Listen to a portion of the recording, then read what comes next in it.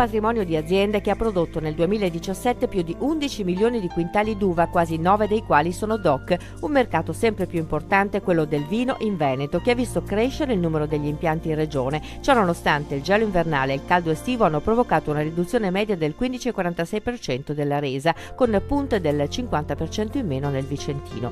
All'Onigo, nella sede della cantina del gruppo Collis, Veneto Agricoltura ha promosso la terza tappa di un trittico di incontri che fotografa e detta le prospettive di un mercato fondamentale dell'economia regionale che mette il Veneto ai vertici della produzione mondiale. Generalmente il dato è leggermente in calo, dobbiamo anche pensare che le superfici sono aumentate, quindi globalmente non è stato un calo così drammatico, però localmente ci sono state delle situazioni sicuramente molto difficili. DOC e DOCG però hanno sofferto un po'.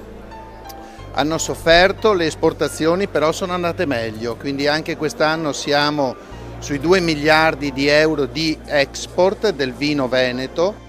E proprio presso la propria azienda Diana di Mogliano Veneto a Treviso, Veneto Agricoltura investirà nel settore vitivinicolo 1 milione di euro nei prossimi 3 anni, specie nella sperimentazione e con un nuovo vigore delle attività presso il CERVEG di Conegliano, il proprio centro di ricerca per l'enologia e la grappa.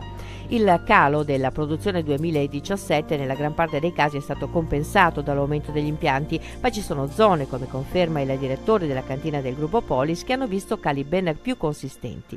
Come gruppo che copriamo 3 province, quella di Vicenza, di Verona e di Padova, abbiamo avuto una riduzione di circa il 35% in quantità.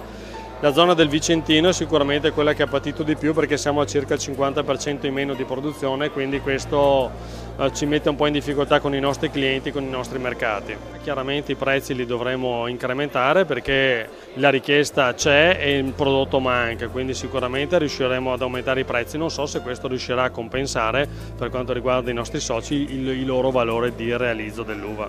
L'annata 2017 sarà comunque ricordata per la buona qualità del vino prodotto, che sta portando più in alto il valore dell'export. Una tendenza trainante in tutto il comparto del vino veneto è quella della maggiore attenzione alla sostenibilità, con una crescita considerevole della produzione biologica, molto richiesta sul mercato. È una tendenza che si sta consolidando anche perché c'è un trend di mercato e di richiesta da parte dei consumatori verso prodotti comunque più salubri, più attenti all'ambiente. Ma ha qualcosa in più questo vino, è effettivamente così?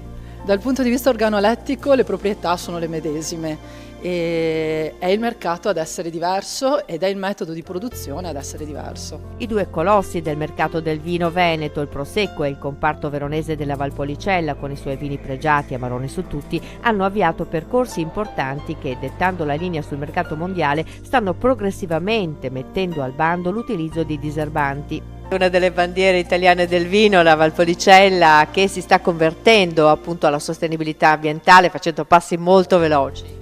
Sì, certamente l'Amarone è indubbiamente una delle bandiere del vino italiano assieme a Barolo e Brunello, e il nostro consorzio già 3 anni fa è partito con questo progetto molto ambizioso, si chiama RRR, Risparmia, Riduce e Rispetta, ed è sostanzialmente un protocollo che noi suggeriamo ai nostri soci produttori, soprattutto viticoli, per evitare appunto inquinamenti, impatti ambientali e imparare una nuova modalità di agricoltura. Siamo ancora un po' a un punto di partenza, basti pensare che degli 8.000 ettari circa di produzione in Valpolicella in questo momento solo 1.000 sono passati al protocollo RRR, quindi abbiamo grandi margini di miglioramento. E poi naturalmente noi suggeriamo anche di fare un pensiero sulla conversione ad agricoltura biologica, perché quello è un passaggio ancora ulteriore su questo fronte. E a richiedere maggiore sostenibilità e vini biologici sono i consumatori, sempre più attenti a questi aspetti, come conferma anche uno studio di Veneto Agricoltura in materia.